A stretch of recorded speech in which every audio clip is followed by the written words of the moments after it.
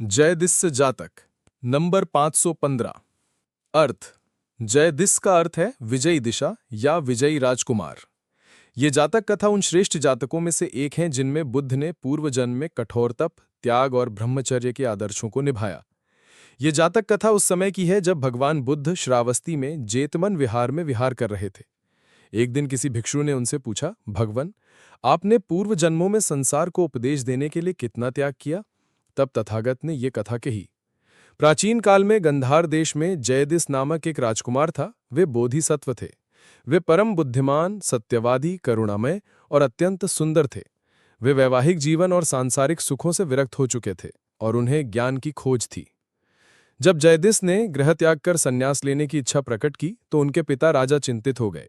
उन्होंने उन्हें एक सुंदर राजमहल में भेज दिया, जहां सौंदर्यवती कन्याएं, विलास और भोग के सभी साधन उपलब्ध थे। परंतु जयदिस से डिग रहे। उन्होंने कहा, माया और मोह में बंद कर मैं मुक्ति कैसे पाऊंगा? जन्म, मृत्यु और दुख के बंधनों से छूटने को ही मैं जीवन का लक्ष्य मानता हूं। उन्होंने गृह त्याग कर वन में कुटिया बनाकर तपस्या शुरू की। वहां उन्होंने कठोर तप किया। एक समय अन्न, मौन व्रत, ध्यान और ब्रह्मचर्य का पालन किया।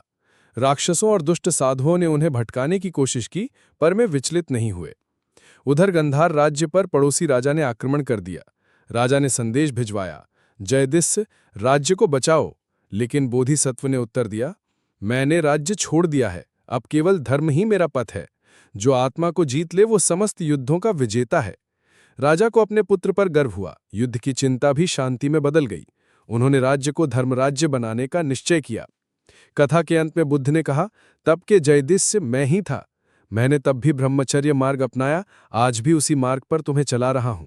मुख्य संदेश, ब्रह्मचर्य और तप ही सच्चा जीवन है। आत्म विजय ही महाविजय है। त्याग और धर्म ही सबसे बड़ा राज्य है।